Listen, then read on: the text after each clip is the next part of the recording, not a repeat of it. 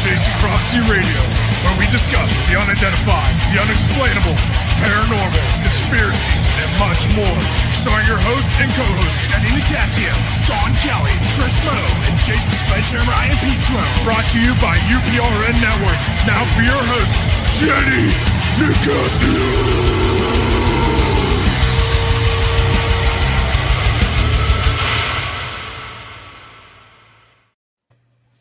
Good evening and welcome to Chasing Prophecy on 105.3 New Orleans, where we discuss anything and everything beyond the scope of normal.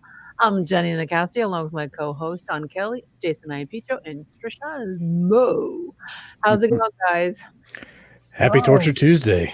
Happy Tuesday. Yeah. Not torture. Happy Tuesday. Yet. Happy Thanksgiving. Happy the eve before the eve. Yeah, tomorrow's the biggest party night of the year, ain't it? I don't know. Is it? Guy that used to be. He went into a supermarket with his gun shooting turkeys. No. Yeah. Who did that? Like the frozen turkeys? Yeah. It's a joke. It's a joke. I don't want you all. Come on. It's something Sean did like 25 years ago. Never had a gun, never owned a gun in my life. Really? What the heck is that about, Sean? Kind of American are you? Myself. Yeah, really. I don't trust myself with a gun, especially in my mental being. Why am boy. Wait, why am I so big here? Okay, wait. There you go. There. Now we see everybody. I was looking. I was trying to share our links with everybody, and it's so hard to do that and pay attention to StreamYard. Hi, Joni. Hi, Joni. Hi, Joni. How's it going, girlfriend? Okay, what we're going to do tonight is open mic. Let me get my guitar out. We're having fun tonight, guys. We're going to have fun. We're just going to goof off. And so it's anything, everything paranormal. And if you want to be on the show, I'm going to post a link if you want to talk about some of the topics we're going to be talking about tonight. So it should be an interesting night. We have some cool topics. I'm going to get to them right now. The first topic for the evening is, are you ready? Drum roll. Drum roll. Okay, we're going to talk about the black eye ritual. Now, I don't know if any of you guys know what it is. I know Facebook and Google and YouTube kind of censors it on. So we're just going to talk about that first. So thank you, Augie. I got a big boy thermos tonight. Oh God. So I'm gonna put the link to the show in here. So if you all want to be on the show, if you have a comment or question, or if you know what the black eye ritual is it like Fight Club? Hey Brian, how are you, buddy? Fight Club. First rule, we don't talk about it. Right? First rule, yeah. We don't talk about black eyes. Okay. Black eye ritual. It's a conspiracy. Why do you think it's a conspiracy? Because, what is it? Okay, what it is it's a conspiracy theory that suggests that the Pope, royals like Prince Charles, Prince Harry, what's the other guy's name? William Dumb. Royals are part of the secret Illuminati. You know what we talked about a couple times. Illuminati. Yeah. Illuminati. Yeah. Illuminati. Was that how you say it, guys? Illuminati. Illuminati. The Illuminati. Okay. Well, a lot of these celebrities are engaging in what they call the black eye ritual. Now, does anybody know what that means? In the group here, I tried to look at Google and I couldn't find it. I couldn't find crap. It's like a rite initiation, like a rite that they have to do. And wait, does that have to do with the Masons? Yeah, or is that something else? Illuminati, I don't know. Is anybody out there can tell us that, please? I don't think so, though. Okay, a conspiracy theory. And I was saying the celebrities who have been snapped. Two different entities, two different groups. No, they belong to the secret organization. It's like it's like an initiation that they have to, according to they put the bruises down. It's like a ritual, initiation ritual, and when they are into this that they are sporting a black eye. And according to them, Elizabeth Hurley is one. Boy George, Robert Downey Jr. are among of the A-listers have been photographed with bruising in the area in recent years. So if you see it like a celebrity with a bruise on their face, some have even said that George Bush, the former United States, I saw that picture.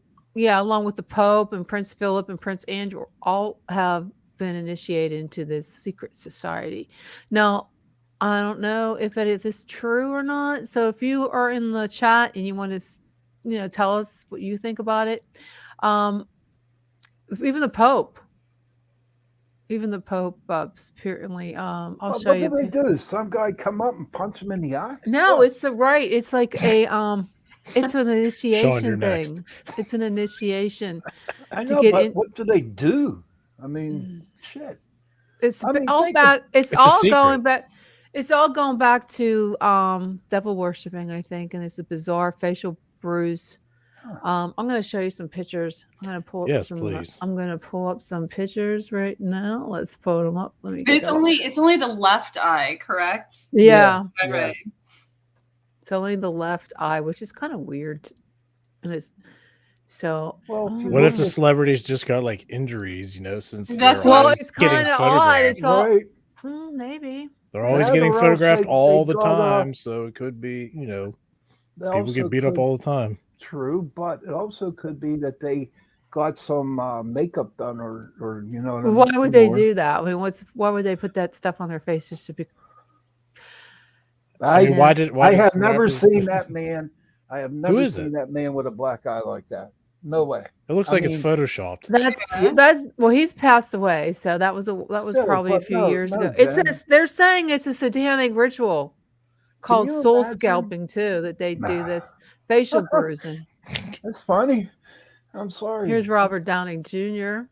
Oh my God! Sporting it. Hold on, I gotta make my screen bigger. I gotta see. So Sean, he's been known to get into fights and all kinds of things when he's been intoxicated. So I mean, he kind of has that reputation, anyways. Drew Barrymore's unborn child had punched him. Wow. Here's the one. This is the Pope, and I do believe he probably tripped and fell. No, listen, the Pope. This was pictures in 2017. And it's caused a lot of, controversy regarding that because a lot of people believe that the devil has infiltrated the Catholic Church, and they belong to that secret society where they, the Illuminati. Well, there, it's saying he claimed he'd been hit in the face by a microphone stand. Yeah, he claims. But that's believable because he's so old, and the elders bruise very, very easily. If you get smacked, have you ever gotten smacked in the face with a mic stand? Nope. No, I don't want to. It's not pleasant. Here's George Bush. Other people. Here's his George wife probably knocked him in the eye. So they said a lot of people. This is a big thing on social media that's not censored by Facebook, and maybe they're all just iron deficient. Could be. Or else, you know what? They went in for some what do they call plastic surgery. Could have done that. It's just a black. It's Botox. just a black. Maybe it's a after effect. Well, it's kind of strange. It's just a left eye on all these guys. Okay, here's my question to you, though. All right, to the panel here. If they saw the Pope with a black eye, would it not be all over the news? I'm sure it was at that time, 2017. And we're going back a couple of years, but I'm just trying to find out what you guys think about this. Do you believe that there could be a secret society that worships the devil, the celebrities, the more like the Soros, the, big pharma, and these celebrities like, a lot of people think that J.K. Rowling sold her, she's a witch and she sold her soul to the devil to come up with all these beautiful, magical stories. That she's a trillionaire, But it could just be talent too. Yeah, that's true too. Do you remember the show? We're talking years ago. It was called A Year at the Top. No. It was a movie. It was about most, those stars that only have like a year and that's it and they're done. and they claim that they sold their soul to the devil for that. But it's Oh, something to God. talk about. I mean, I believe, I mean, you know, like there's a lot of people think that like Britney Spears, her father is involved in this, and that's what happened with him. There's so many like fiance and Yeah, well, from all what I these symbols that they use in their when they're performing, they use a Didn't symbol. Lady Gaga talk about something about the Illuminati, how she was trying to get out of it or something Yeah. a couple years yeah. ago? So there might be something to this. And I read a couple articles on to where some of the performers out there, it's like once you make it, you got to join this Illuminati. You know what I mean? And they kind of like back up to produce the performers. You know, I read it today in that article that you sent that once you make it big, you're in.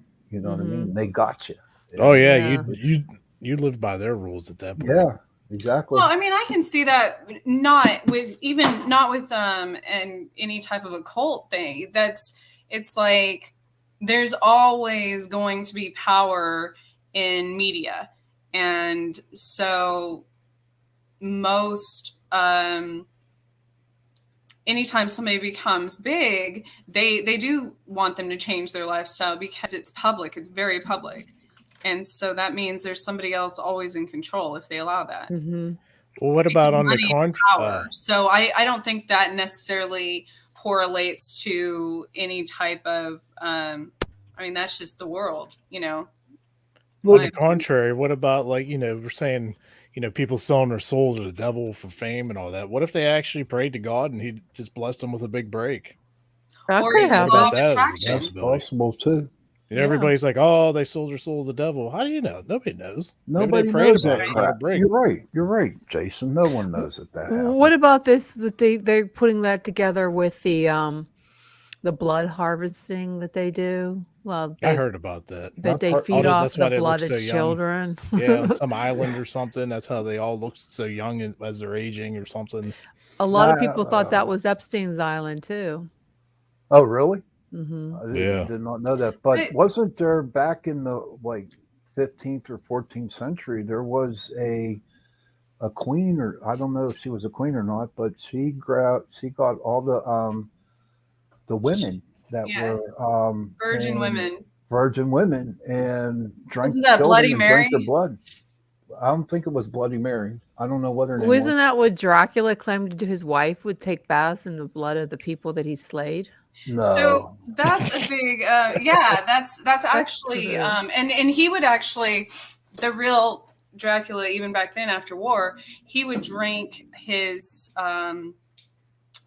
when they would go to war, he would drink their blood, because in anything, a lot of hunters do that, a lot of people do that because it's a transfer of power. Mm-hmm. They assume the power of their victim, the power of their competitor, the power of anyone in war, things like that. And the same with that has been around in legends and folklore forever, even since the time of the gods. They would say anytime they killed something, they would eat the beating heart or things like that, because it takes the victim's chi, their life. Yep, exactly. That's what I've heard that too, Trish. Yeah, the Native Americans, whenever they went on a buffalo hunt and they killed a buffalo, they would automatically cut the heart out and eat it. Yep. So it's strength, which, I mean, scientifically, if you were to eat a raw heart, there is more nutrients Oh, that's in the disgusting. meat because cooking anything, you lose a lot of the nutrients in the making. So, but I don't think, that's even in religion, in even in Christianity and Catholicism and everything, communion, things like that. You're technically doing a blood ritual, even if it's not actual blood of Christ. So I think that's all, it's perspective, because there's so many different. Yeah, and it's like that. I don't know if you saw that. Spoiler alert. Spoiler alert. I don't know if anybody watched Black Mass on Netflix. So if you I started to, then I fell asleep. That's what they talked about. we're getting into vampires and stuff like that. I think you were referencing what's her name, Elizabeth Bathory earlier. A little Yeah. bit ago. Okay. Yeah. That's her. That's who She was it a is. Hungarian or something, and made Yeah. her servants snatch young girls to bathe in their blood. Yep. Yes. Hey, if it worked, no. Johnny, no ideas there, honey. No I'm gonna go ideas. get some. No, I'm gonna be banned, my. shadow banned. Okay, yeah. So that's going. I mean, it's always going back to a conspiracy about how the elite, they're into the black magic, black arts, and anyways, we're moving on to our Black next eyes. stuff. Black eyes. So if you see me with the black eyes, next week, you know what happened. So I used to be in roller derby, and I would show up at work with black eyes and bruises and all kinds of broken fingers and all kinds of stuff. And I worked with all men, and people are like, "Did they beat you? What are you doing?" Sometimes I would tell people. Sometimes I would just say, I wouldn't say anything, and they would come up with all kinds of stories about why I might have a black eye. But I was, it was by choice. That was a hobby. I was in a sport. So yeah, as long as you weren't taken into the back. No. They're gonna do some rituals with Trish. So what sports did you play, Trish? Oh, that was when I was in roller derby, but I used to box as well. So I mean, I've had a lot of black eyes. We got Tough guy. ourselves a bouncer. That's So moving on to our next topic, which is the Pine Bush UFOs. I don't know if you guys knew about that, but there was a lot of UFO sightings at the Hudson Valley, like Hudson Bay Valley of New York, I believe. And this goes back to 1950s. And it's a really big hotspot for aliens, and it's pretty cool. So have you heard of it, anybody? I was checking it out earlier a little bit, and with the fact that it's in New York, is it possible because there's so much life there, so much city life, and there's just a lot of population, do you think they're attracted to something like that, and that's why it's a hot spot? Well, I'm not sure if the Pine Bush area is in the city. I think it's like in the suburbs, isn't it? Somewhere around there. I didn't get to fully look at it, but it's just New York in general is so populated all over. Could be.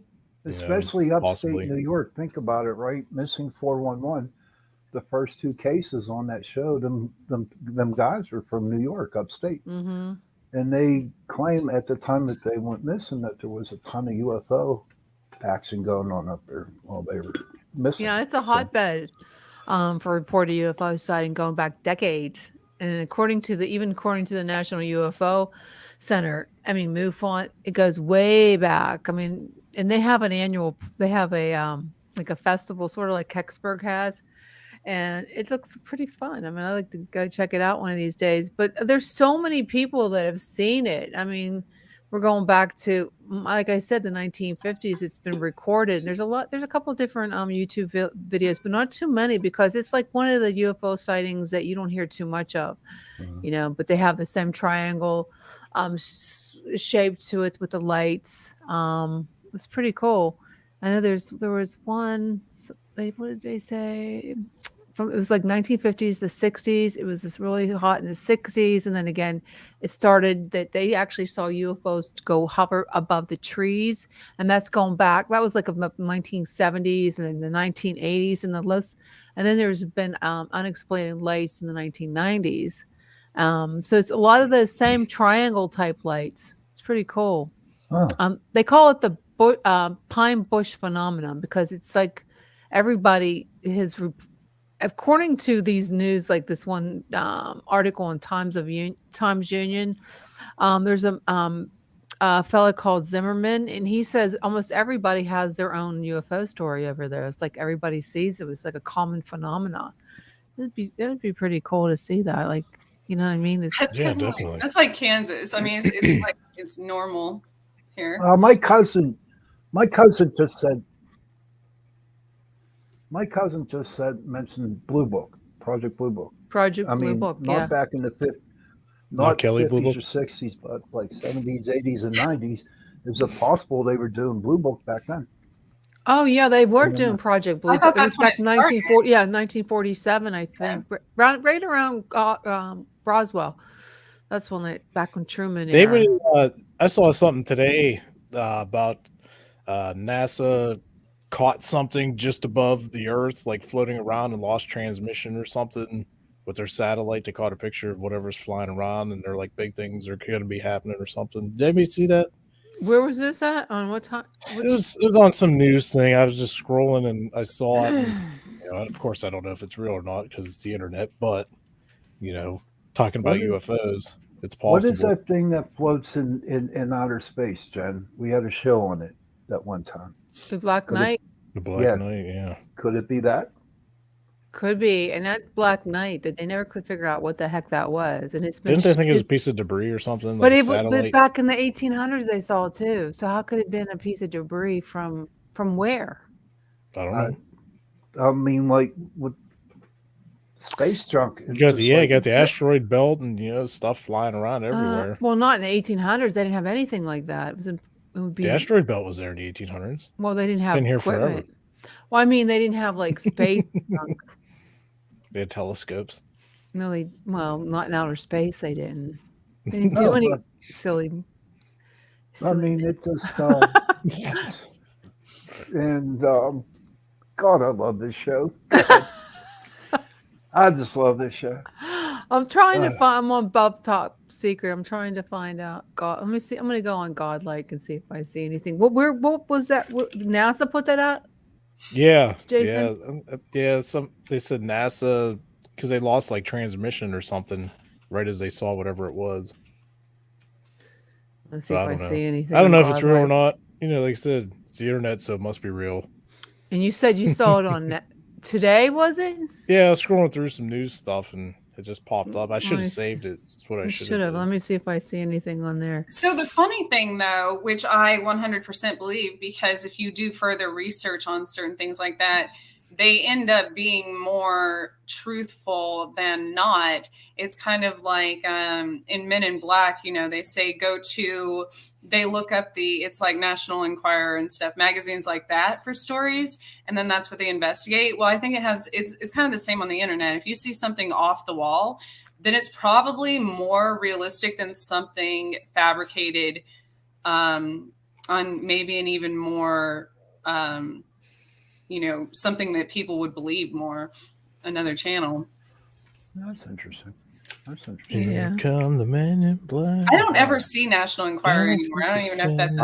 Yeah, they still have it up. Do they? I don't read. I just remember when I was little, that used to be a big thing, and that was the one that had the off the wall stories. But now that I have experienced more cryptids in my life and paranormal things, I look back on some of those and I think, wow, that was more realistic and probably a true story than most people care to believe.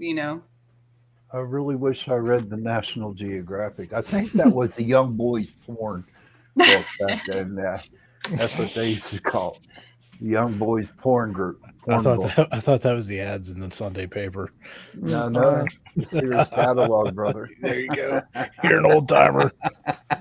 I am an old timer with the Sears catalog. Pre-internet. Yeah, I don't see anything about that, Jason. Oh, if I stumble across it, I'll send it to you. And it was today.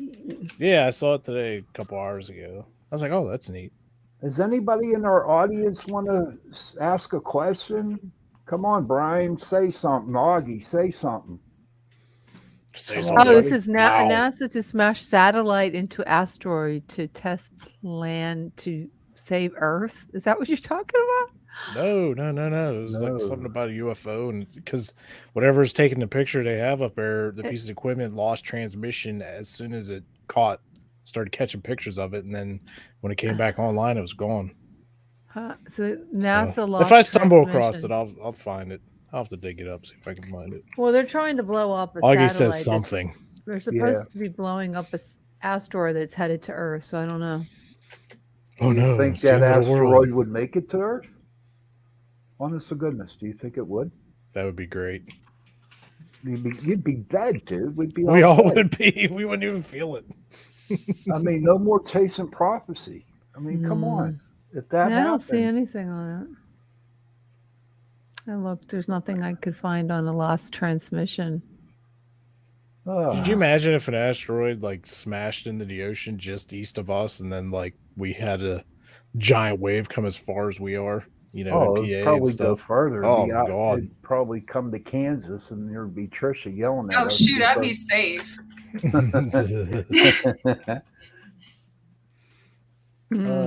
Nothing. There's nothing. Well, if somebody sees it, What's the ISS? Brian, what's the ISS? International Space Station? Has been cut. Maybe? I don't know. Thieves is what he's saying. Well, That'd be like ISS International Space Station. I don't know. That could be it. I do know. don't see anything. No more Ghost Adventures, Hoggy. That's my boy Augie. Augie needs more Ghost Adventures. Yes, he does. Yes, he does. He needs more like Uniontown. Oh, there's nothing here. I looked everywhere. Okay, moving on. Okay, moving on. We still have an hour and 30 minutes. Yeah, we have a lot to talk about. Wait a minute. I'm going to go to the next topic. Okay. Oh, there was a UFO sighting. Where was it? Shoot, I lost it. We better go catch it. Philadelphia. Yeah, really. Come on, you little murkers. I can't. Okay. Now, the next topic is, let's see. Okay. How witchcraft works. How it really works. Uh-oh. That's Trisha's idea there, buddy. Okay. Yeah. So a lot of people think witchcraft is, a witch sits in her, gets her little spell book out and gets a little bit of sage and garlic and candles and,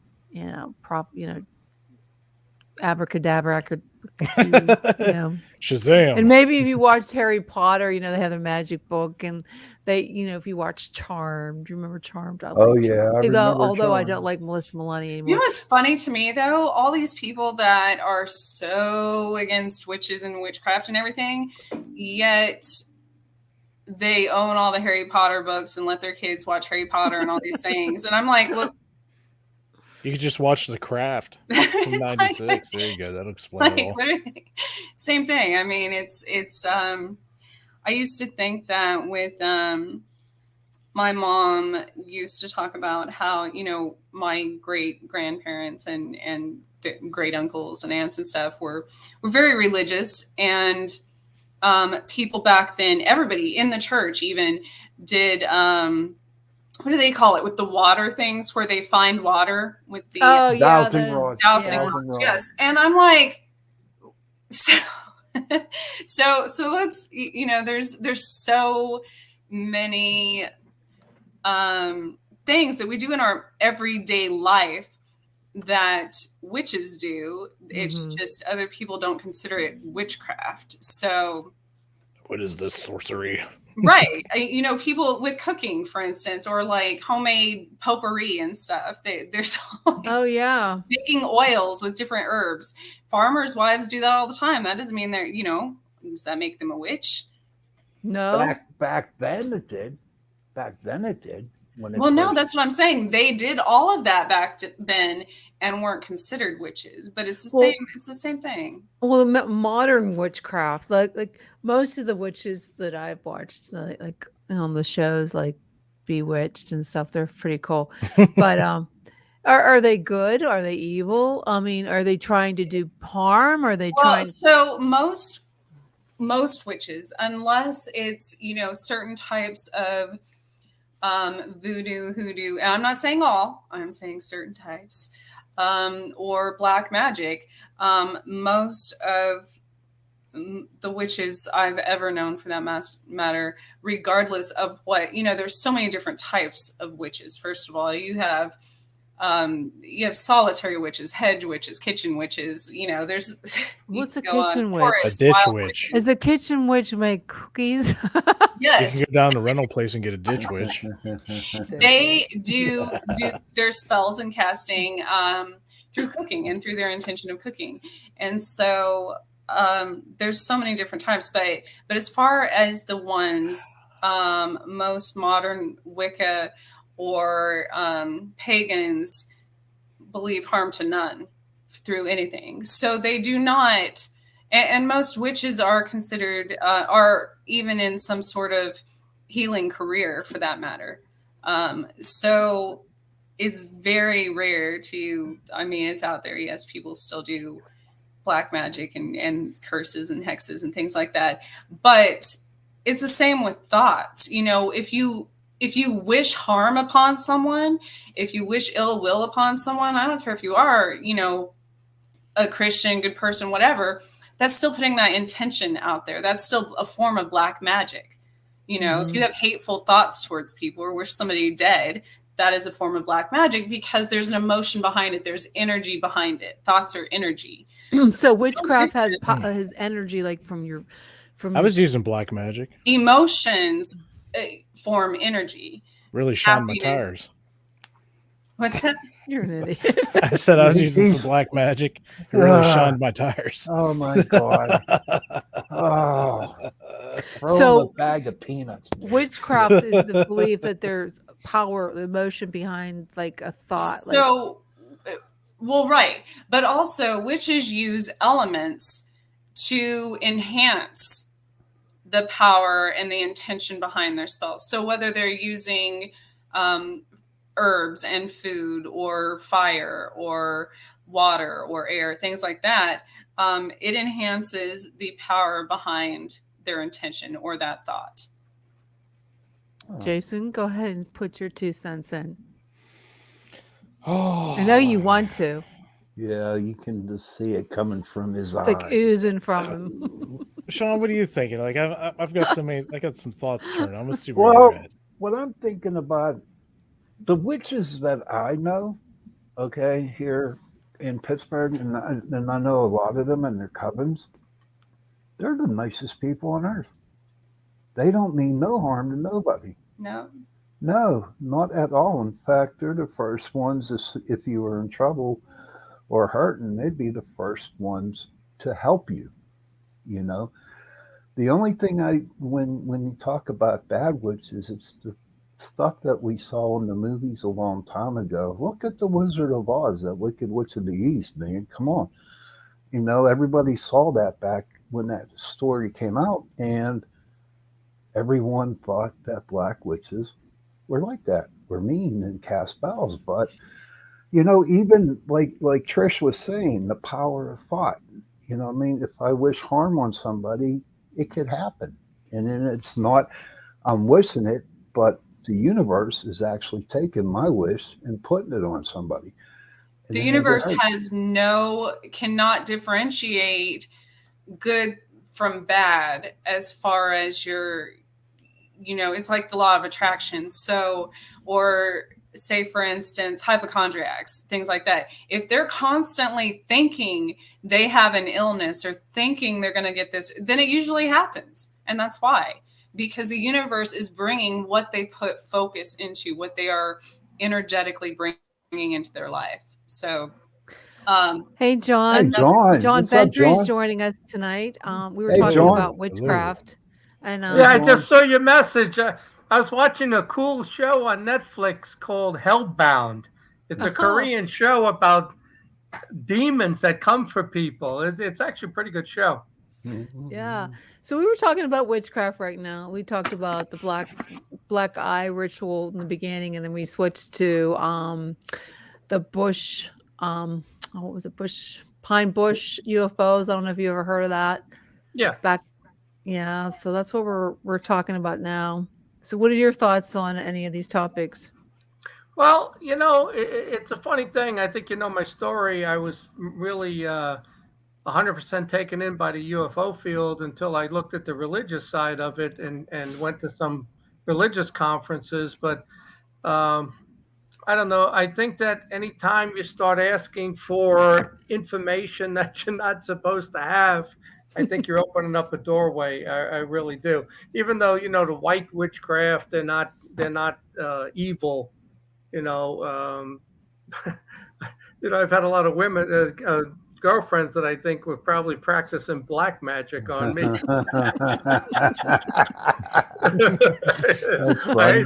And I'll tell you a the story. funny thing is, curses. A lot of people don't believe in curses or hexes or any of that, but I can tell you 100%. Whether you believe in it or not, it can affect your life. The same Absolutely. as somebody having, like Sean was saying, like somebody having a bad thought towards you. It's the same thing. But if a witch that you don't know is casting magic against you and bad things start happening in your life, whether you believe it or not, now if you do fear it, that's going to give it more power. But whether you believe it or not, it's still going to affect you. Yeah, well, it works. It's not like and ghosts and everything else. Just because people don't believe in them, don't see them, does not mean that they don't exist. Well, they're wrong to not believe in them because they're absolutely real, and Yeah. all of that stuff works. If you want to, tap into the dark side and stuff, it all works. And I'll tell you a quick story. I was, I can't remember the year right now, but I was on a dating site and I met this woman, and she said, "Let's meet." We talked a little bit, and she goes, "Oh, I remember you from television, Hangar One." And she goes, "Let's meet. You really like me. I'm into the stuff you're into." So, I meet her at a Mexican restaurant, and Did you she say says, trust me? "Trust me, I'm here to help you." No.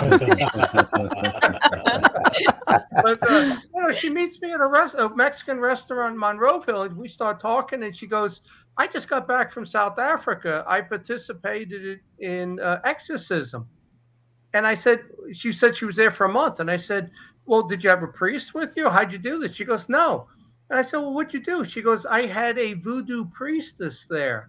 And I'm saying to boy. myself, Oh, "Really?" jeez. And I said, and I just read, I don't remember if it was Malachi Martin or Gabriel Amorth's book, and they said Brazilian Macumbe and African voodoo is the hardest exorcisms they've ever done. So Yep. this woman, she was sitting there talking, and she goes, "I like you." Wink. "I'll come over your house." Wink. But Oh first, boy. listen, and you don't think the devil sends people to you. My eyes have been opened, unbelievable. So she goes, "But first, before I come over," and she was really attractive for a 58-year-old. I'm Devil in a red 64 now. dress. And some of them are really nice looking. But she says to me, Hey, I'm 58. All right, there you go. I asked you if you wanted to go to lunch. You never got back to me. But she says to me, let's get this. She says to me that before I date you and come over, you have to invite the voodoo priestess over your house. Oh my And God. I said, "What?" And I just read their books, and I knew what she was trying to do. She was trying to get me to say okay and invite it in, and that voodoo priestess was going to bring in a demonic entity much more powerful than the ones I was already dealing with. And this was probably, I think it was 2015 or 16. So that's just real. It's real. I think it's more real than the UFO field. I'm not so certain Absolutely. that there are. Yeah, I'm sure there's aliens from space, but I know there's malevolent interdimensional entities. Yeah, my wife went to New Orleans. I think it was last year, and she went to a voodoo shop and got a bunch of little voodoo dolls, for some friends and stuff. And I got one, but they told her when she was down there that unless you're practicing and know what you're doing, you only want to stick with the ones that are for good. Like the one I have is like for good fortune and luck and stuff like that. And, she got all positive ones because they had some down there.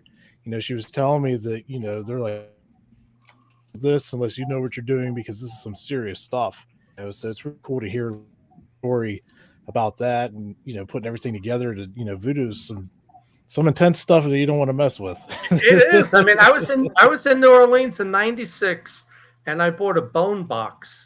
It's about that big, and I guess they put bones in it, And when I was having this demonic activity in my house, and my friends were telling me, get rid of it, get holy water, burn it, bury it, bless it with holy water. So I don't think it was the bone box though.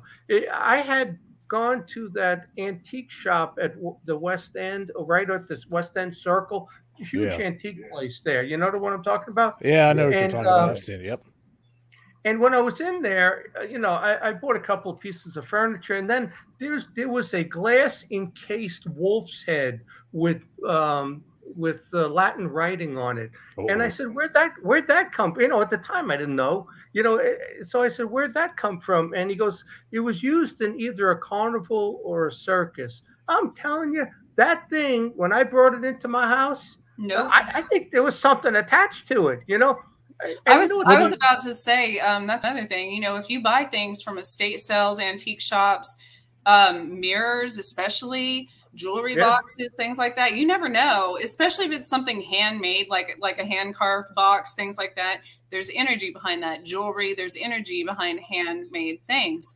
So you really have to be careful about what you bring into your house as well. I agree with you. People go and buy that stuff, and I tell you what happened. Yep. I was having exorcist movie type activity in my house. Oh yeah, banging, movement in the ceiling. I took that glass case thing, and I took it, and I didn't burn it and put holy water. I took it, I put it out at the curb for trash, and I had it for probably 10 years. And there was a little light in it, and the battery still worked. The eyes of the wolf lit up red. I'm saying, how does this battery still work, right? I put it out and I turned the battery on, so it's out in front of my house with the eyes lit up. What do you think about and I got rid of it. But the funny thing is, the amount of activity in the house dropped in half. Oh, yeah.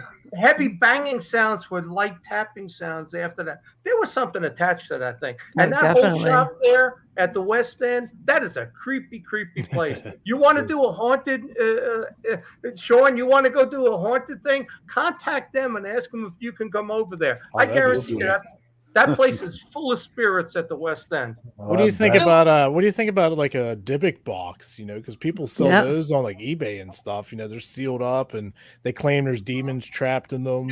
Why would you want it? Go ahead, tell them, Trish. I don't believe in that. Yeah, my experience is stay away from all of that stuff. I don't buy antiques. Right. I stay away from that, and I stay away from women that want to bring their voodoo priestess friend in my house. We have an old decoration. I know a lot of witches that have dolls and stuff. There are a lot of different forms of witchcraft and voodoo, and that work with different entities for different reasons. So yes, there are a lot of witches that work with demons for specific purpose, not to harm other people necessarily. Sometimes I assume, but for other things in their life. Sometimes for healing. Sometimes for. But it's one of those things that, and I know people that even have dolls that they 100% allowed and know are, have spirits in them attached to them, and that aren't always good. But if they're neutral, as far as black and white magic, they work with them for different spells and stuff. Dolls creep me out. That's an imitation of life. I do not like dolls. I won't have dolls. God, I in my hate house. dolls. Let me Jason loves them. Let me tell you something. I got them everywhere. When I was 16, I had this lucid dream. And that's not the part I want to tell you, but I had this dream that I opened up the back door in the yard and I went down a cave and there was a demon there. And I was running in slow motion. But that's not the part I want to tell you about. The same night that happened, my sister had this it had to be a 4-foot doll. And she didn't tell me this until years later, 30 years later, when I'm telling her about my stuff. She said, John, that doll, and she wouldn't tell me what happened. Did it turn its head? Did it talk? Did it move? But I remember the following day, she says, she's my sister, she says, take this doll, put it out at the garbage. It was her favorite doll. It was an expensive doll, I took it and I threw it away. That doll moved, talked, walked, did something. She will not discuss it. You talk about post-traumatic stress. She will not tell me what it was. Oh, no, but no it was doll. The same night I had this lucid dream of a demon chasing me. Oh, wow. That's a nightmare. So here's something kind of cool. So while we're talking about objects, we actually have a lot of old antique books, antiques, and we actually have a looks like a horn, like a decorative horn. It's very, very old, and we believe there's a spirit attached to it. Sean, you might remember it. Yes. Like our meters and stuff are going off the hook around this thing. Yes. Well, it's actually in the our son's room, and now he's 18 months old. And she was just texting me about that, and as she was, he started crying, which is really weird because he's been asleep fine, no problems, and just talking about that. So I wonder if it's ramping up a little bit. Yeah, I'd take the horn out of that room, dude. Yeah, take it out of there. Yeah. Any object can be possessed. Any spirit is energy. I mean, it can be something electronic. It can be something, a doll, a teddy bear, whatever. I mean, it doesn't matter. My daughter, I swear, I thought she was possessed one time, but we had gone to this historic site here in Topeka, and there was a doll from the 1800s there that had its eyes closed. And she was probably 3 years old. So while we were standing there, and it was in this creepy old little cradle, and when we were standing there, the doll's eyes popped open. And I'm pretty sure I had it on camera. And my daughter, get that doll out of here. Yeah, my daughter got scared, and she was staying there. And the tour guide said as long as she had worked there, that doll's eyes had never been opened ever. In like years. Trisha, have you ever gone to any of those witches balls? Witches, I tell you, I see them sometimes on Facebook events, like and they'll the fake ones or like a real one. Well, I think there's a couple of them that are actual real witches get together and balls. They're always sold out. It's like 500 people go to them. I know Ligonier had a witches thing like 2 weeks ago, but those are just witchy women that dress up. Real witch festivals aren't advertised. So yeah, I don't think if you're a real witch, why would you want to advertise it? You know where it was? It was on Meetup. There was the only way we can get away with that is around Halloween. Yeah, well, there was a witches group on Meetup that I had joined years ago, and sometimes I get their messages, and it said they were having their yearly gala. I'm telling you, this place was sold out. I couldn't even buy a ticket. I couldn't buy a ticket. Probably 10 times more people than attend UFO conferences. Yeah, so the problem, though, with modern, new age witchcraft and these baby witches and everything is they do go buy things, like in these voodoo shops that are meant for harm, or they'll go, everywhere now, even in the mall, you see Spencer's selling Ouija boards and all this stuff and talking about tarot cards and everything. And they don't know anything about it. So yes, I 100% believe these people who have no idea what they're doing are opening portals and doing black magic unintentionally, just because they don't know what they're doing, and it is dangerous. So do you try to tell people that they're inadvertently, I think they call it divination in the Bible, that you're not supposed to do that stuff, and you open a portal. I've talked to so many people once I made that change from UFOs and I started looking at demonology. So many people have come to me, and then as you question them, you find, I had tarot cards, I had a Ouija board, I had this, I had that, and all of a sudden they had activity start. Yeah. And they don't actually believe it until that stuff starts affecting their lives and happening to them, and people start getting sick in their household and pets and things like that. And then that's when they come back to people like me who tried to tell them not to do that. And they say, how can you help me? So going back to modern witchcraft that most people I know do, it is more for themselves, for healing purposes, if I'm going to do some sort of spell like kitchen magic or something, it's more living with intention. I'll have certain herbal tea that resonates with a certain part of the body that, if I have arthritis that flares up or something, that I want to heal that. So I will picture whatever herb that is coming from the earth and how it helps our body and healing me, and that's how most modern day witches that I know, that's all we do. We don't, go out cursing people and. Well, speaking of portals, let me just throw this out there. Oh boy. When you pray, are you opening up a portal up to heaven? Well, I think it's good energy. I think that there's a connection there. There's a spiritual connection, just like the opposite with the black magic. Yeah. And when somebody says they want to put a curse on you, they want to harm you. I think our brains are so powerful. And you think about this.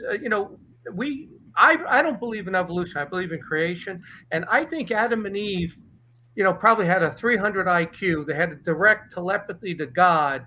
And we still have some of these latent traits in us that they had. This was a normal way of living for the first couple of generations, after Adam and Eve. And it's still in there somewhere. But I think, we use 8% of our brain. What if we use 40%? I think everybody has that capability. We just, lose it based on the toxic things we do in our lives.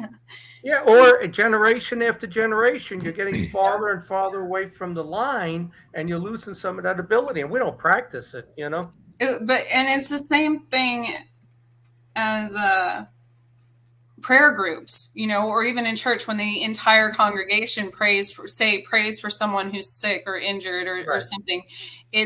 That makes it even more powerful because it's more people putting the intention behind that energy. Right. Yeah. Who wants to take that comment?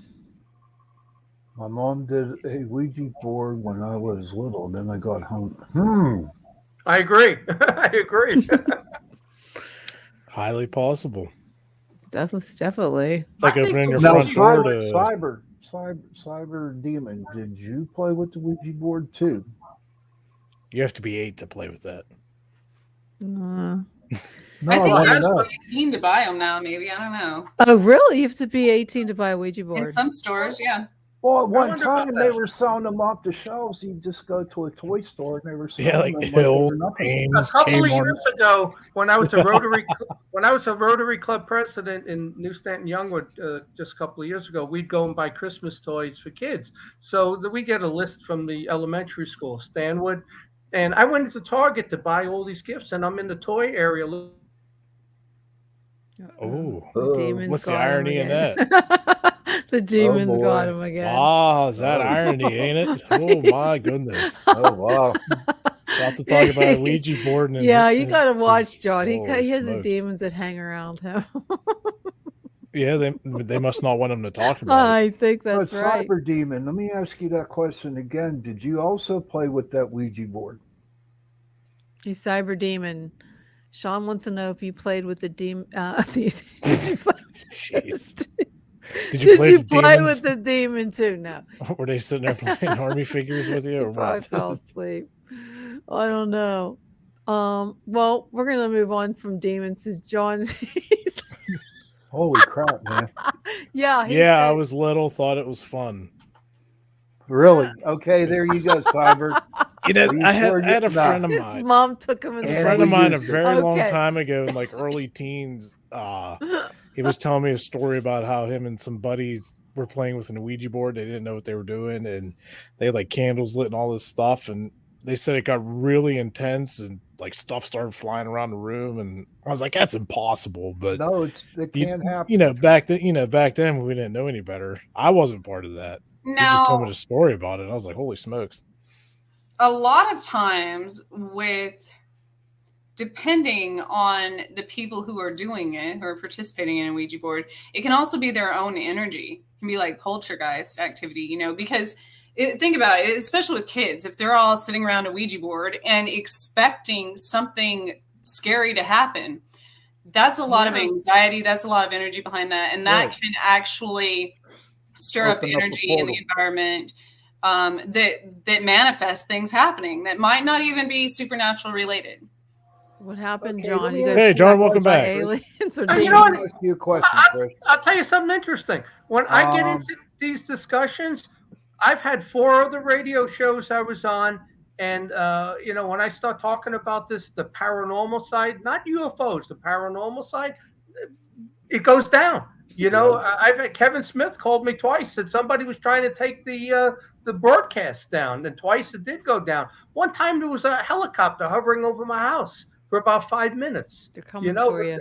It's not when I talk about UFOs, when I talk about the demonic. And this light behind me over here, you keep an eye on it and you see if it doesn't start brightening and dimming. I don't know if I throw off energy, but it happens. They're after you, John. I have a question for Trish.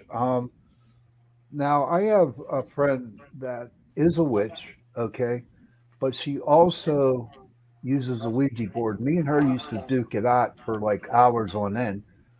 She said that is it possible to use the Ouija board for good too? Yes. Yeah, I think it is. I think especially for beginning mediums and such, because sometimes it's really hard to interpret messages from spirits just, I guess telepathically or in our mind or however they send messages. So Ouija board would help with that, it would assist in that, and it wouldn't necessarily be bad or evil. The problem with that is you can't always control what you're calling in. Right. Just, you can't just, you can say open to only spirits of the highest good or, white light, things like that. But when you open that, it's kind of an open door to channel almost anything that wants to come in, unless it's somebody who knows what they're doing. So absolutely. How many demons do you think are out there? Like, you think there's one for every person, one for every million people? Like, so you use a Ouija board, you contact a dead person or an angel, but then, what's the chances a demon is lurking around? How many do you think there really are out there? There's probably just as many. What is it, like regular angels. 5,000? There's a number on it, John. How many legions Thousands of demons are out there. Legions of demons that they're mentioned in the Bible, and they were cast out of heaven. So But Well, those are the only ones that were talked about in the Bible, right? There's a book on demonology, and there's a book has the name of every demon in it. Right. That what it represents. Mm-hmm. And there's a lot of demons. I just read Enoch last week, and with his vision of heaven while he was taken up to heaven, he said basically described in heaven millions and millions of angels. There were so many. So if Satan took 1/3, I mean, who knows how many? There's different types of demons. You have the fallen angels. You have the watchers that mated with women. That was 200. But yet their offspring, when they died, the Nephilim became demons. And you can also, somebody who's, like got no soul, like Hitler, etc., they can become demons afterwards. Yeah. So who knows how many there are. And it's the same with angels. You've got the different levels of hierarchies of angels. Yeah, 9. Yeah, there's 9 levels. And here's the thing too, Tricia. Did 9 levels of demons go with Satan, or was it just 3 or 4 of the bottom levels? Because in the Bible it says we're battling against powers and principalities, right? But it doesn't mention cherubim, seraphim, thrones, etc. Those were the higher levels. I don't think they went with Satan. I think that just the bottom, maybe 4 levels went. Angels, fallen angels, powers, and principalities went with Satan. Thanks, Augie, for that number. How many? A lot. 133,316. Wow. So 166. going back. Is that for real, or he just made that up? No, he looks into stuff like that. So that's one for every 50 people. Then you have a demon for every 50 people, based on 7.5 billion people. Hey, John, off the story here, what we're talking about, Boots the Cat on our listener wants to know, are you still running for governor?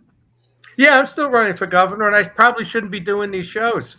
But I figure there's so much they can come after me. There's so much they can come after me for. I don't care. And I'm not changing one thing for the politicians and the newspapers. I'm doing my thing, and if you don't like it, you can kiss my ass. I think that's more authentic. Well, it is. I am. What you see is what you get.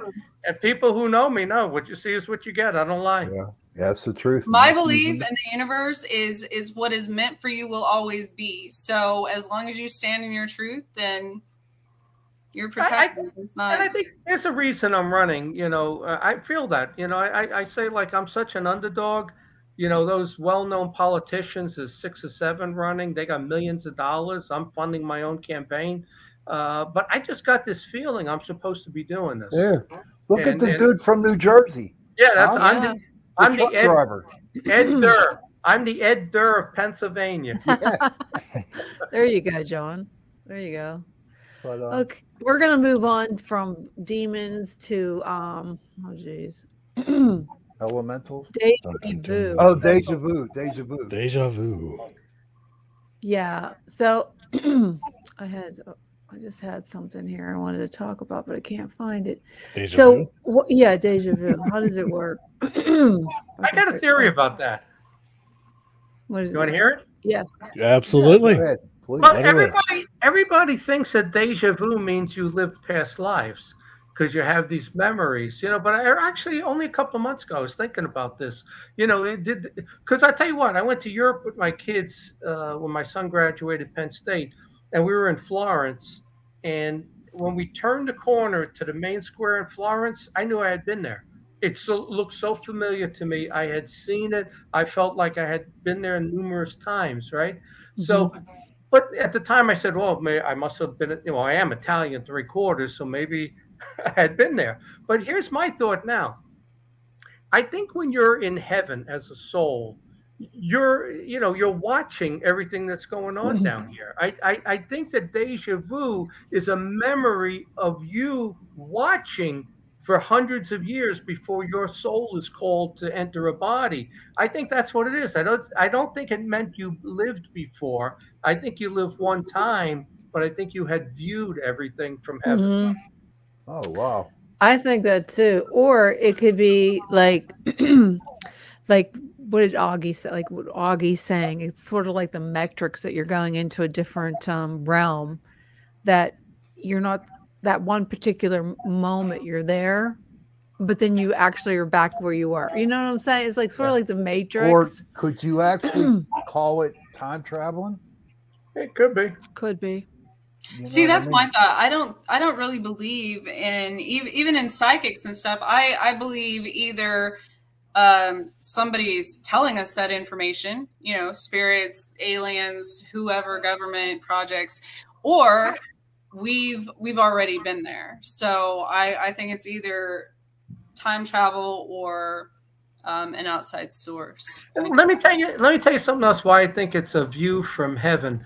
Is my daughter had her son, right? And 2 years later, the second son was born. So that means the first one was about a little over 2 years old when he was born. And he says to us, he said to his mother that we were in heaven watching, and I was standing there with my brother. And of course, then I said, were you standing there with any others? And he said, no, it was just us two. And he was crying because he didn't know if he was going to get born because it was my turn to go first. How does a 2-year-old say that? How does he say that? So, that's crazy.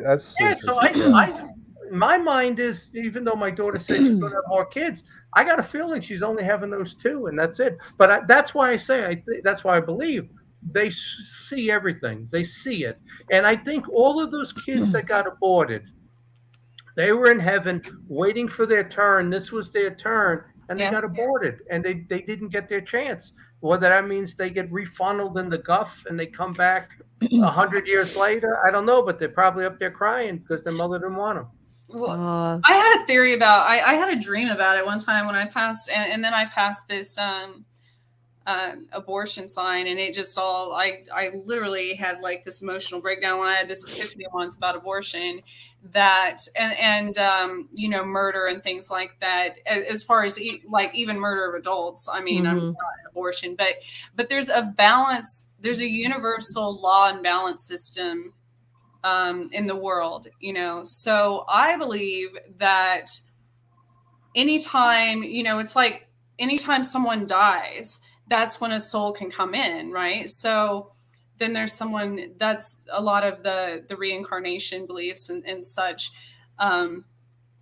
So with abortion and even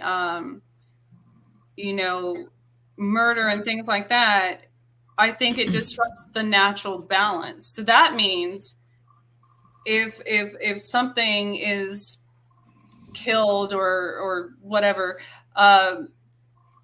then it's going to affect the next one that was in line to come in, right? Because it's out of balance. Because like a butterfly effect in this world. It's like the butterfly effect, it's a cause and relation. Let me just answer Joni here. She said, if I always lived in PA, I've been here almost 25 years, but I grew up in New York. Good. That's why he still has that little bit of a New York Can't accent. get rid of it. I lived in Oklahoma. I worked in Europe. I can't get rid of it. Well, that's okay. Keep talking, cool. brother. All right. Yeah, so going back to Deja Vu, I really think that it's like you go somewhere and you felt like you've been there, or you keep sort of like you said, the butterfly effect. You keep doing the same thing over until you get it right. Maybe that this life is. You keep doing it over until you go on the right path. What do you think? Doesn't that sound like it could be something like that too? Because in hypnotherapy, I learned that as well, that our subconscious and our higher conscious, when we learn that deja vu in hypnotherapy is basically your mind remembering almost an exact similar situation you've been in before. Yeah. And I even realized that with myself and in my life, thanks to Facebook memories. I was wanting, I moved to a completely different town, and all of a sudden one day I was wanting to take my kids to a specific restaurant out of the blue. I had never been there in this town before. I had only been to the franchise in another town, and it popped up later that day on my memories. Same day, same time. I had been there like 3 years earlier. I know that happens to me with Facebook too. Like I even wore the same shirt once. Yeah. Yep. Oh my. So we end up going back to similar places, similar restaurants, doing the same thing, basically. Doing the same hair color, it's just goofy things. What if like deja vu is actually like a cross between like dimensions, like figure your mirror of you in another dimension, and then deja vu is actually when you both like cross and have done the same thing. Well, there's like those movies like that there's another side. Earth. There's like an Earth that looks just like this Earth, and there's another view on this other planet, like which is Earth. Oh, that's scary. Another Sean. You love me, man. You love me. It's funny. My brother has a lot of memories from another life, that he had lived, and you hear about that. People who are so fascinated with World War II or Civil War. With me, I had nothing that would relate to the modern era, let's say from guns. There's an affinity with me with metal and swords and knives. So if I lived before, I was in Rome or Egypt or something. It was not in the last 500 years, with guns. And I'll tell you something happened one time at work. I had to look over every claim payment and I had to sign them. So they become kind of standard. You're just like automatic writing, So I'm signing my name. And all of a sudden on one claim, I signed Jack and I stopped myself. And I looked at it and I said, why did I sign Jack? I wish I didn't stop myself, because whatever that was, I would have signed a completely different last name and I would have found something out. I saw it and I stopped myself, and then it kind of broke it. Huh. So I don't know who the Jack was. Jack. You don't know Jack. Does anybody remember? I don't know Jack. I don't know Jack anything. I know Jack Daniels. With doppelgangers, the theory behind that. So I think that, I have many theories on that, whether it's like alien clones or like yourself from another dimension or whatever. But that's actually happened in my own life. There was a time a few years ago, it was within a week. People would tell me they 100%, they're like, I saw you, at a certain location or something. And I'm like, there's no way I was there. And even, I had gone to pick up my kids at the babysitters after I got off work. And the person there said, where did you go? I was just talking to you about half an hour ago. And I'm like, what? I don't know what you're talking about. So it was multiple people within a specific period of time said they had seen me or even talked to me. And there was no way I was there. Like, I 100% hadn't even clocked out of work. There's no way I could possibly be in two places at one time. So how do you explain, is it there was a guy at the gym. There was a guy at the gym years ago, and I occasionally talk to him while we're working out. And one time I saw him, I don't know if it was at Seven Springs or whatever, we were talking, and we got into this big conversation. And he goes, oh, yeah, my son knows your son and all of that. And I said, oh, okay, I didn't know that. And I said, so your son went to Penn State? He goes, no, my son went to WVU. I said, well, my son graduated Penn State. I got a son and a daughter. He goes, aren't you? He goes, I know you. And I said, well, I know you occasionally. I know, some women you dated because I tried to date them. He goes, no, your name is whatever, right? And I said, no, that's not me. He goes, there's a guy in town who looks exactly like you. And he kept looking at me. He says, no, your name's not John. Your name is this. He looks exactly like you. And his son went to WVU.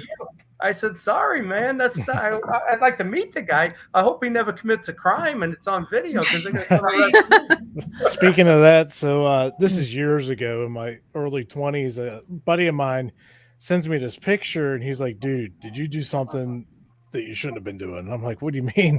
So I see this picture. It was a guy, had the same bandana I was wearing, same hair, same facial hair. We looked like identical twins. He was robbing a convenience store. Oh my That's God. what he was doing. And my buddy's like, dude, please tell me this wasn't you. I'm like, I have no idea who that is. So I start sweating bullets because it looks exactly like me, And I was like, I hope that somebody doesn't come knocking at my door. But it could happen. It could. It could happen. Yeah. I even Sean had go. a scary. I was leaving a gas station, and I saw this missing poster on the wall. And it was your picture? It was your picture? Just in passing. And I like did a double take and I'm like, that's weird. This girl that was missing was the same age, same hair color, same haircut, same height, weight, everything. Like even some of the same tattoos for that matter. And I think they found her body a few months later. But yeah, that kind of freaked me out. I was like, that's really scary actually. Well, you got to think about it. 7.5 billion people. How many different faces can there be? I mean, even if there's only 1 million different types of faces, so that leaves hundreds of people that look very similar. Yeah. So we're moving on, buddies. We're moving on to elementals. But it seems like my internet is. Did you get something to eat, Sean? Did you have the belly grumbles again? No, like the last 2 weeks. No, I'm telling you what. I think my sugar's bad because, man, I've been good. Well, you should probably get a fresh bag from the store you work at. You're funny. No, you're silly. You're sick in the head, dude. Once I go see my new endocrinologist You're yesterday, sick in the head. And she's talking to me about my blood sugars and stuff, and she says, funny. "Well, how's your sugar at home?" And I just straight told her, I was like, "It's delicious." She about hit the floor. I use brown sugar. Brown sugar. You're something wrong with your mind here, dude. Go to Oklahoma and do some welding. By the know. way, that was a nice weld job you did. Oh, thank you. I just finished that. You up, need a welder, yesterday. anybody? Call Jason because he can weld. He's good. Mobile Welding, S&B Welding. Follow us on Facebook, Instagram, whatever. Well, the one comment here by Joni that's still in the box there.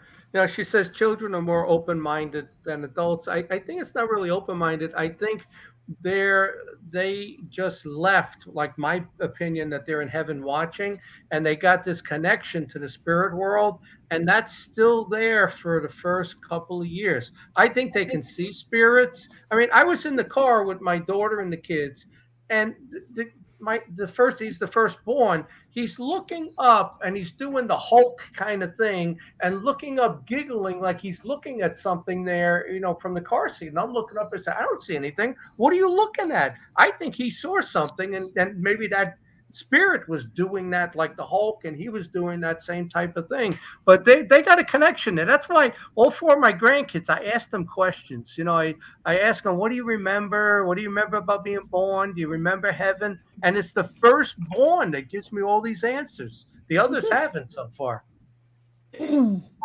Well, my son was on the show. Let's see, was it a while ago that a psychic said, what did he say? That she could see his baby in heaven, and they were watching over it before he's born. So maybe there is something like that. There's a lot of psychics that can communicate with spirit babies. Yeah. Well, I think I told you, like maybe the last time I was on, when my daughter had that first baby, right? She texted me that she had gone to the hospital. I didn't know that. I'm sleeping, right? And I wake up, and it was like almost 7 o'clock. It was about 10 to 7. And I wake up, and as I'm coming out, I have a lot of dreams. I'm coming out. I see this silhouette of a woman there, and she says to me, I'm still asleep, I'm coming out of it, and she says, your daughter's in a field of butterflies.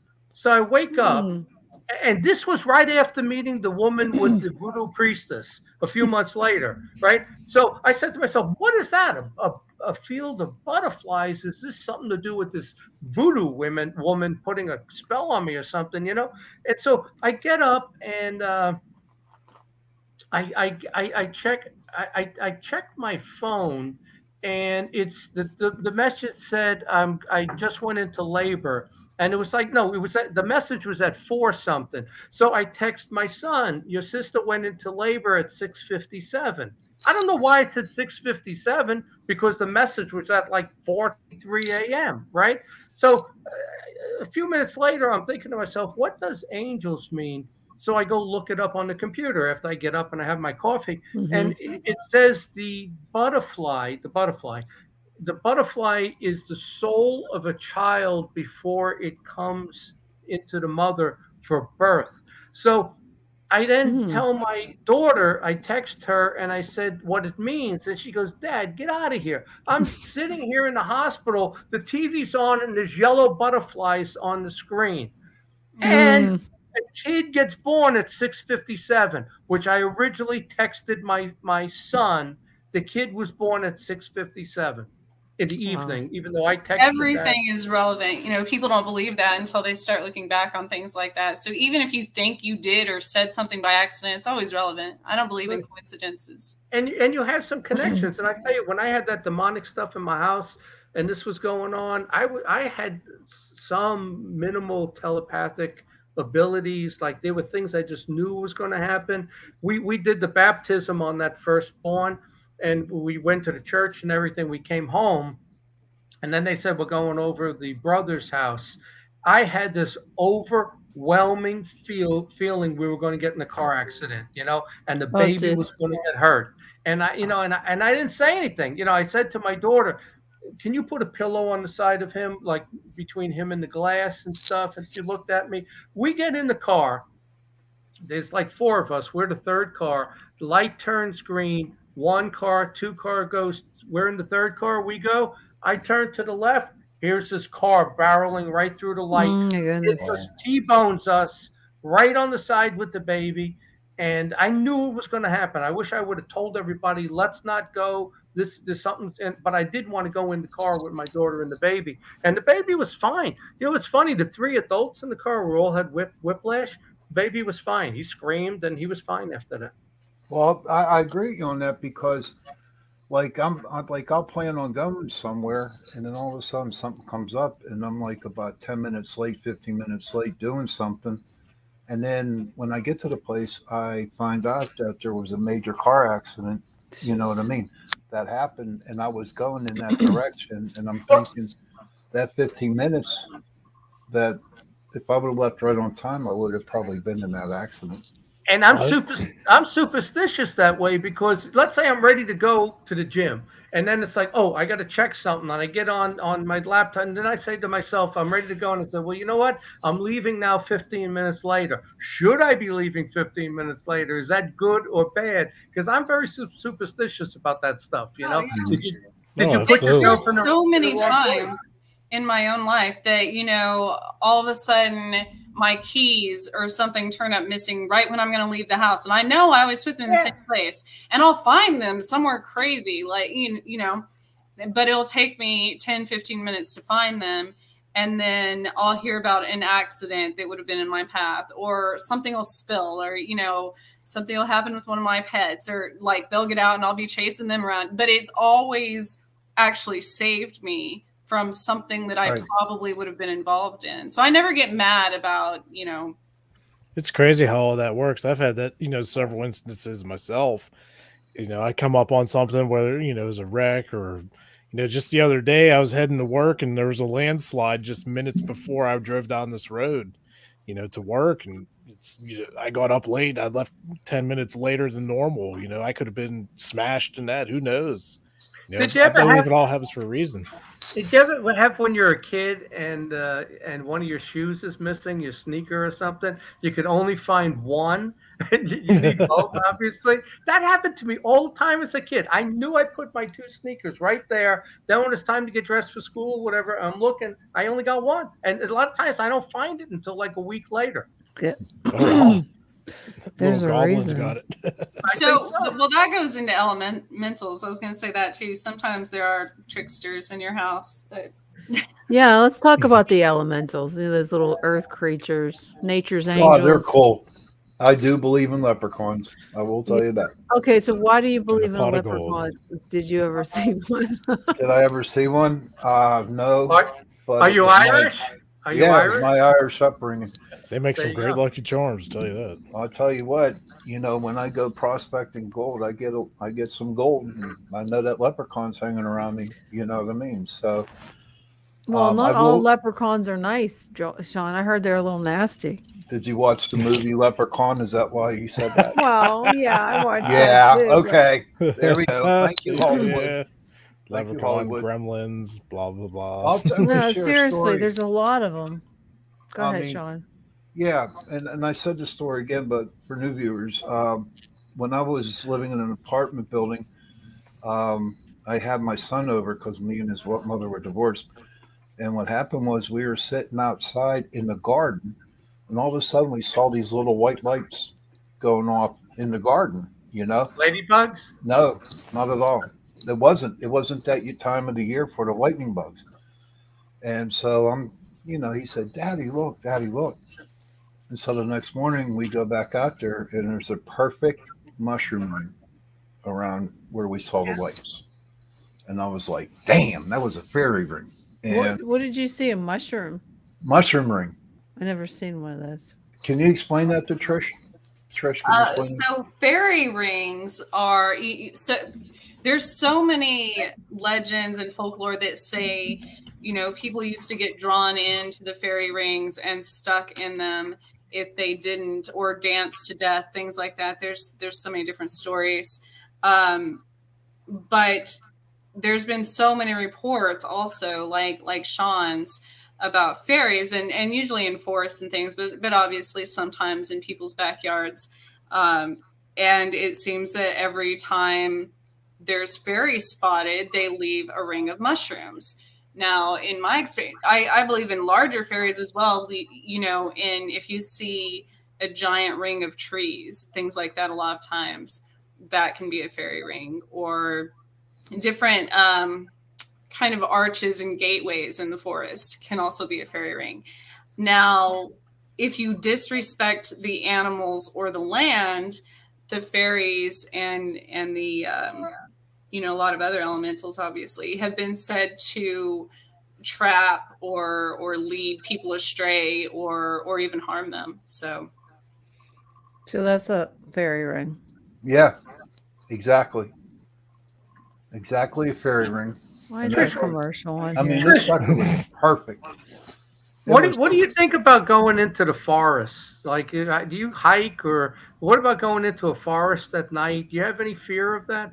No, I do it all the time. I love it. I love the forest. I feel more grounded and connected in nature. And I honestly think that I'm probably more protected there, actually. We had a reader on a few weeks ago that said I have past life ancestors related to fairies, which is interesting because I've always kind of been drawn to, the plants and animals and preserving nature and stuff. So, I watched that show on Travel, Terror in the Woods, and I like that show.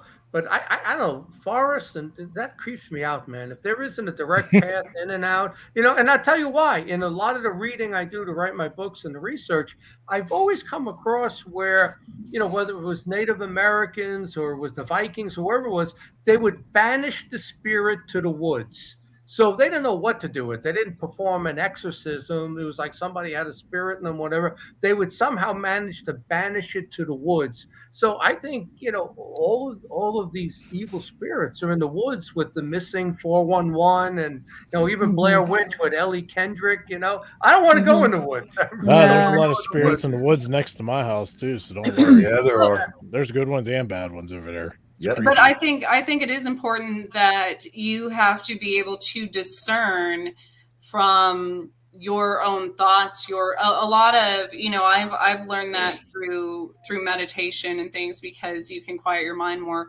But because there are some that would, lead you right off a cliff, the evil ones and stuff. So you have to be able to discern your own inner compass, your own, knowing when it's yourself trying to guide, following paths and things like that, and not getting lost or trusting animals or things like that. But I'm very conscientious about it. Many witches also bring offerings to the forest elementals, fruit, or whatever. We pick up trash when we see it. We do good things so we don't get on the bad side of the fae, because I'm very superstitious about that. What do you think, Jenny? What do you believe? I believe that carnation instant breakfast is the best drink. And especially for this holiday season, you might want to pick up some evaporated carnation milk to make your pumpkin pie. And it'll be a delightful treat for your family. So thank you for sponsoring this second half of Chasing Prophecy Radio, Carnation. Can we get reincarnation milk? Probably. I had some I don't know. carnation the other day. When we're What do you talking think? about elementals and fairies and things like that, it kind of gives me a feeling of the Earth's divas, floating around and stuff like that, and you have the fairies. But the part that I don't like are the elementals that are not very friendly, and there are some. Like what?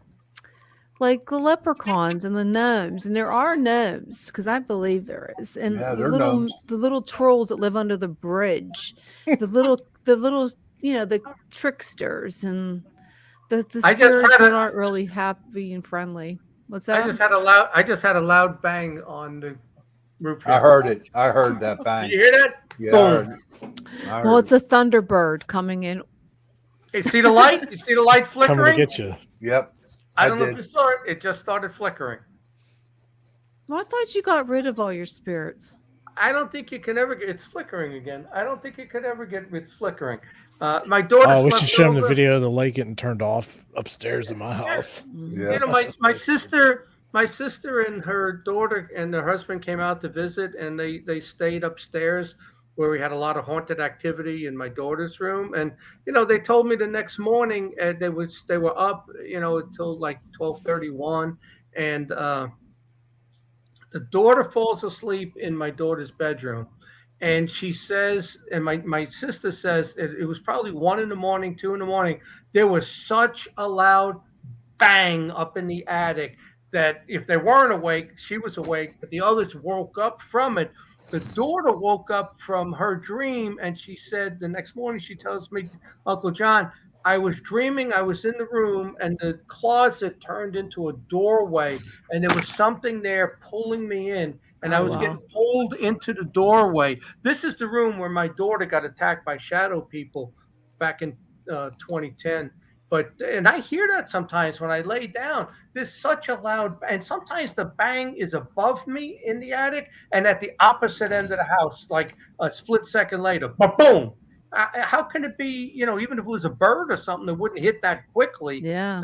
They're still around. Once they mark you, they're always there. So And you think they don't leave, the demons? nah, I live next to a cemetery. I think they're here. Oh, there you go. They, There you go, John. and they come and go. There I'll you have go. I'll have like 2-3 months where I have activity, then I have nothing for 6 months, a year. But That's there's the same always thing that periods, goes on here. always periods where they come back. Yeah, that with the Do you cemetery. find that they come back at a certain, like a more frequent time of the year? Thanksgiving has been the most frequent time that it's ever happened. Has been around Thanksgiving. Maybe they're pilgrims. Not Halloween. Not Halloween. No, John? no. I think Halloween. I used to celebrate Halloween to fix the whole house up and everything, and I stopped doing that about 4 years ago, and I have all these decorations just sitting. I think that opens the door because we don't realize what we're doing for Halloween. But I always used to get my kids for Thanksgiving and Christmas. They were with their mother, but I always had my 2 kids for Thanksgiving, and we all 3 of us would have paranormal experiences in the house. And so I think it has something to do with the fact that I have my kids around Thanksgiving. And that attack on me in 2016, that started Thanksgiving week. And it's a funny story. My daughter was going to come out with, she's married with 2 kids. They were coming out. They were staying. They said they were staying in my house for a couple of nights, and then her brother's house. And on Wednesday, the day before Thanksgiving, she tells me, "Dad, we're not staying there. We're staying all 5 nights at Nolan's." Right? And I was annoyed. I said, I got this 5-bedroom house. You're not going to stay here. The minute she told me that, all of a sudden, and it's funny, on Monday and Tuesday of that week, I went upstairs, and I used to keep the bedroom doors closed and turn the vents off in the winter. And her bedroom door on Monday was open, even though it was closed. I closed it again. Tuesday, the door was open. The only 2 times this ever happened, because they knew she was coming back to the house, and they couldn't wait. They couldn't wait. They opened the door because they knew she was coming, and they were waiting. And so I'm on the phone, and on Wednesday, when she says she's not coming, it turned on me, which is fine. I'd rather have it on me than her.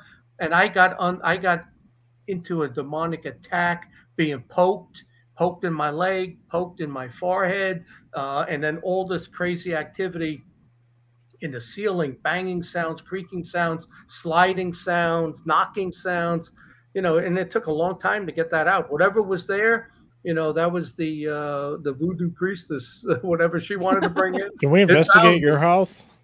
What was that? Can we come over and investigate your house? Well, I tell you what, if I have that activity start up again, this is Halloween week, and I don't think it's going to happen. Could happen next year. But this time around, I've never brought people in to record because I wasn't interested in that. But I think if it happens again, I'm going to bring some ghost hunters in and said, "Bring your equipment." Yeah, we'll be ready. Yeah, we'll be there. So, bring your equipment. Oh, we got plenty of it. have you killed a moth lately? Male or female? If it was male, it was Mothman. Well, I don't know. I all of a sudden I heard there's something about a moth in your house. Yeah, actually, I'll tell you something funny. I lit the wood burning stove about a week ago, and when I opened the door and stuff, and I'm putting the wood, a moth came out. That's the only thing that came out of it, and the damn thing was attacking me. It was like in my face and my eyes, hitting me, and I slapped it down. I didn't know if it was a wasp. I didn't know what it was, and it was on my shirt, and I just hit it, and it turned to powder. So I killed Mothman. Yeah. So we got an interesting comment in the since we're talking about some paranormal stuff here from Dover Paratech. They say when I am on investigations, I find that I am scatter-minded and can't focus properly, almost as if something is preventing me from doing so. What is the best way to ground and center myself? That's a good question. That's a real good question. That's a real good one. I have to do that a lot in certain locations. because the same thing happens to me, and I'll completely lose focus, and it's a really terrible feeling. But there's a lot of things I do. There's essential oils you can use to stay grounded. You can use other protection. Of course, there's sage and things like that, as well as I'll wear certain jewelry. Seems to keep me more grounded. I have like a copper bracelet.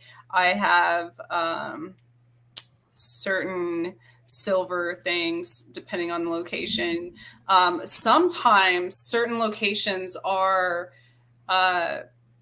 given there's an actual stronger magnetic field in certain locations, which seems to affect my intuition and clairvoyance and things like that. So depending on the location, I guess would determine how I ground myself. But it's important to go outside. If you're doing an investigation in a building, to get outside, to get some fresh air, to, I don't know, go near a tree, touch the ground, do something to get away from that energy for a minute before you go back in and can focus better.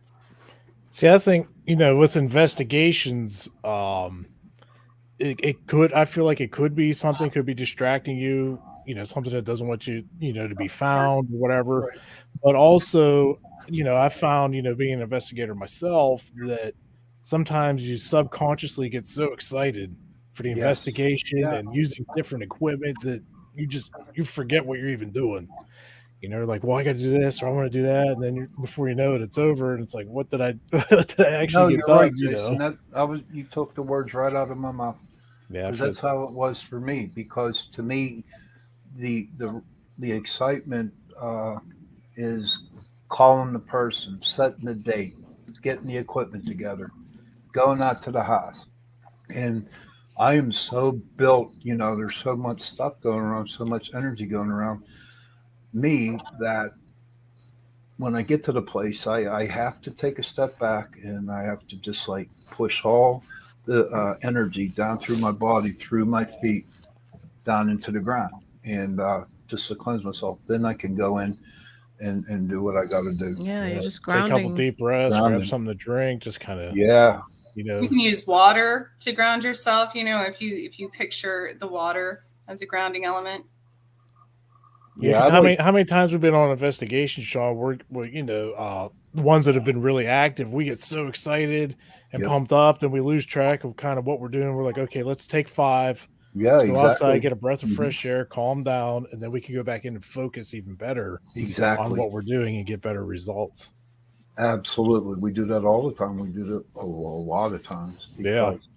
And then when you got like 4 or 5 people on the investigation with us, you have to consider what their energy's going through. Oh, what I mean? And so trying to deal with 5, 6 other people's energy at one time, it's like, all right, outside for a minute. let's take a chill pill. And then just go back and just go back through the investigation. And usually after that first break, everything goes smooth.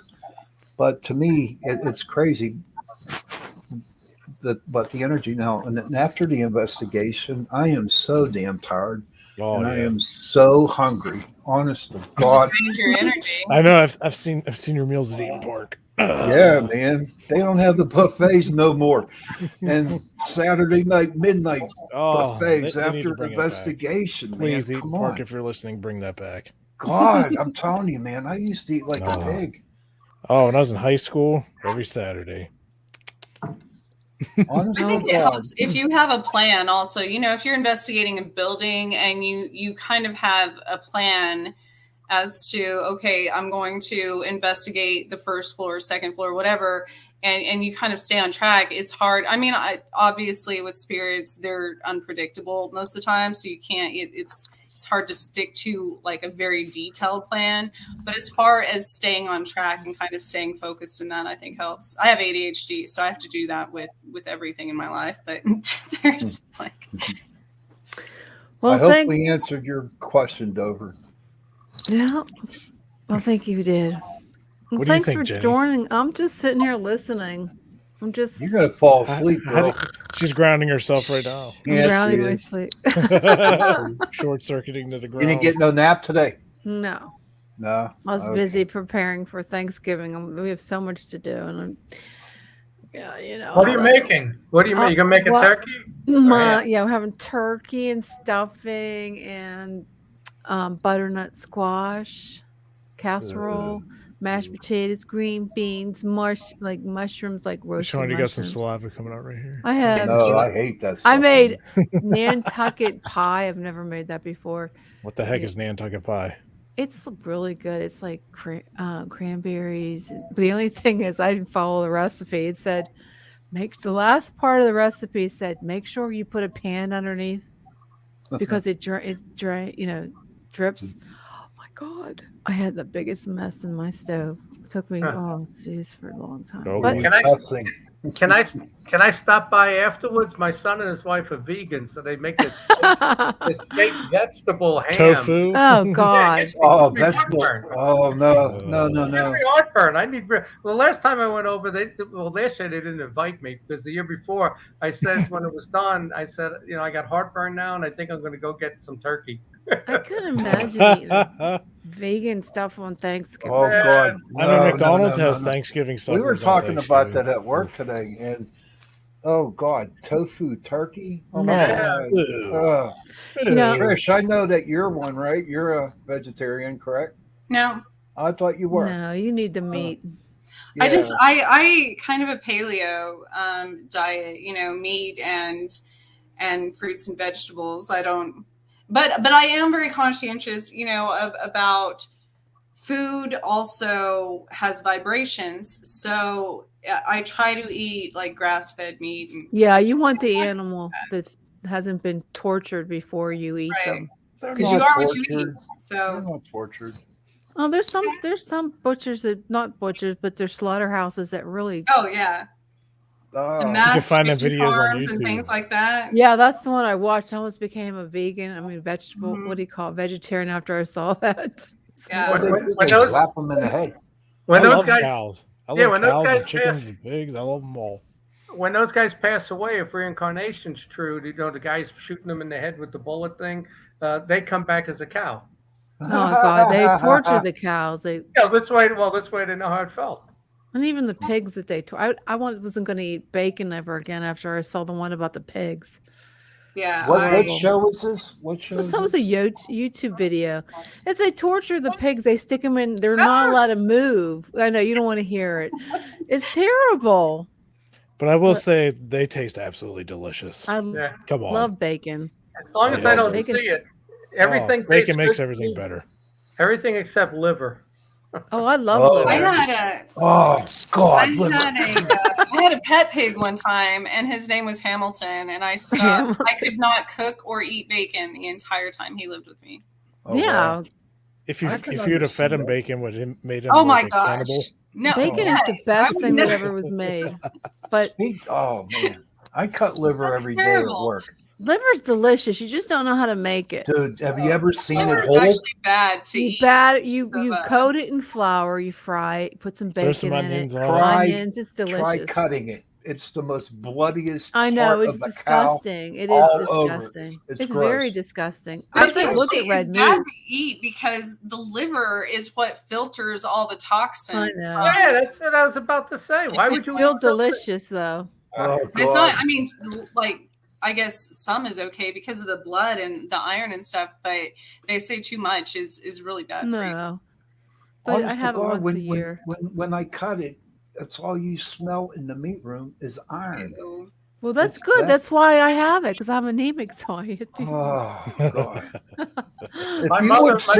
If you would actually see No, this I see it when I know. No, I mean when it's like this, when it's that Seriously, Sean, I cannot look at red meat.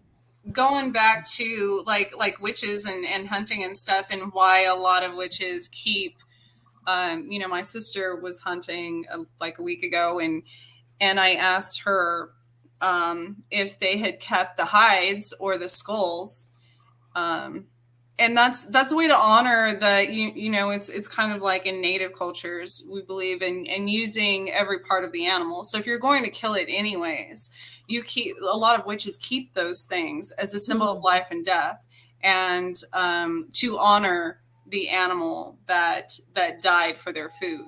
So Well, I understand. I can see that, but the only reason why I eat meat is because it's good for you. Okay, because I Yeah. don't eat, I do the You should keto have seen the thing. porterhouse steak I made was the last one. But was that I good? hate the thought of, because I watched all these like Yellowstone, and I love animals, and I love yeah, I can't do horses and it. the cows, and when I see someone, a hunter that kills a deer, Yeah, I can't even.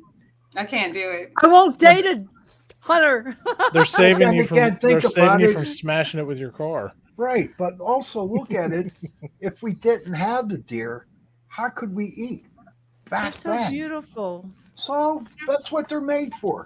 But there's one thing of killing things, you know, to eat and to use Right. their body parts and stuff. But there's all these, you know, there's sport hunters now too that just go out and kill for the game. Yeah, Well, they that's just do it for ridiculous. That's fun. not Things cool. like that, and I'm so No. that kills me. No, I just can't see it killing Bambi. Okay. Or You- even you know any exotic animal like these poachers and stuff. It kills That me. I can't. pisses me off. Hey, Tricia, you mentioned Native Americans. So, you know, I did a presentation on Native American folklore and creatures, and I was surprised that how many there were. There were probably 300 different creatures they had, you know, Yeah. and by different tribes, different creatures, all of that. But in the research to put that together, I came across a lecture and a priest was talking, and he made a comment that the Native Americans, you know, they had a god of everything, you know, the god of the wind, the sun, the birds, the land, death, light, whatever, everything. They had all these gods and they did their rituals and stuff. And he said what they were doing with these real pagan rituals, and they were in contact with demonic entities. And really why their culture collapsed and failed, you know, it wasn't really the settlers that came in. It was that they just had it all wrong with what they were doing. They were really in contact with demonic entities with a lot of their stuff. That's why their society failed. Well, a lot of Native cultures, you know, now we're understanding, you know, a lot of people that have researched UFOs. A lot of that in, you know, I came from New Mexico, the cliff dwellings and things like that, all the drawing on the walls and stuff. There's more correlation to the natives and, you know, alien activity and UFOs and things. So I think, yeah, that could have definitely contributed to a lot of their survival. Yeah, they were being deceived. I wish there was a good Native American, you know, around here in Pennsylvania that could come speak at the conferences. You know, there's a couple of guys, and they might be down in New Mexico, these two I don't know if they were cops or park rangers, and they had all kinds of encounters with UFOs and paranormal activity. You know, I've read some of their stuff. But, you know, a lot of times Native Americans, they won't tell you a lot of what goes on the reservation. And, you know, like I don't want to call him a witch doctor or the shaman and stuff. He won't discuss, you know, what he does and why he does it and how he does it. They just won't tell you that stuff. It's funny that you're talking about that because, you know, behind you, all I see is the sign, the 4-way test, like, which, you know, brings about, I was thinking of the Four Corners. You know, the New Mexico. Yeah. Well, that was when I was Rotary Club president, you know, so I hung that here. You know, is it the truth and is it fair to all concerned, you know? And I got to keep reminding myself that when I deal with Democrats. Also, my Yogi T message tonight says truth creates peace. So there you go. There you go. Not in my world, Trish. It's too hard to remember lies, so you might as well just be truthful, because people know when you said something previously and then you say something different, you're lying. You know what I found out, though, it's pretty crazy, is that if you lie to a person, they believe you, but if you tell the person the truth, they think you're lying. Well, a lot of people want you to lie to them, to tell them the thing they want to hear. But if you tell them what you believe is the truth and it's not what they want to hear, you know, they get angry. You know, they don't want to hear it. Right. Most definitely. Witching hour. Yeah, witching hour is coming. You guys have any investigations coming up? Nah, nothing. Nothing after the I'm holiday. going to investigate how much food I can eat this Thursday. Yeah.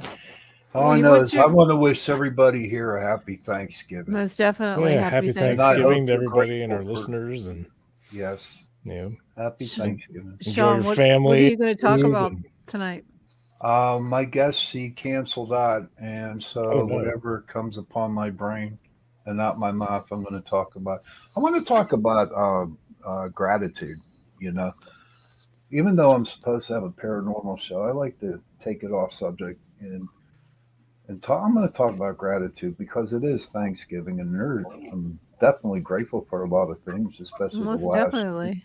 Yeah. So, and I'm grateful for you, Jenny. I'll tell you right now, and I'm not kissing your butt, no, because if I did, no, listen, don't laugh. I'm being honest with you, straight up. If it wasn't for you sending me a message asking me to be on this show, I wouldn't be where I'm at today. Okay. Oh, So I want to thank you for that. well, Yeah, you'd be in bed sleeping right now. yeah, Yeah, right? that's true. I would be. Happy Thanksgiving, everybody. Yeah. Well, thank you. Happy Thanksgiving, Thank you everybody. for joining us tonight on Chasing Prophecy Radio. Definitely we'll have you back on the show, John. You're Yes, we great need to you. have on the show, and everybody I'm the likes most you. interesting man alive. You Still alive. are. Thank you, Boots. Still alive. Dos Equis. Don't kill any more moths. Thank you, Boots. Well, if they attack me, I'm going to defend myself. No, Definitely. because now you have one living on your roof. It's going to be a problem. The Mothman. Well, we're going to leave it at Mothman on the roof at John Venture's house. All right, guys. Have a great evening. Good Thanks night, for everybody. tuning in Thank to you. Chasing Prophecy.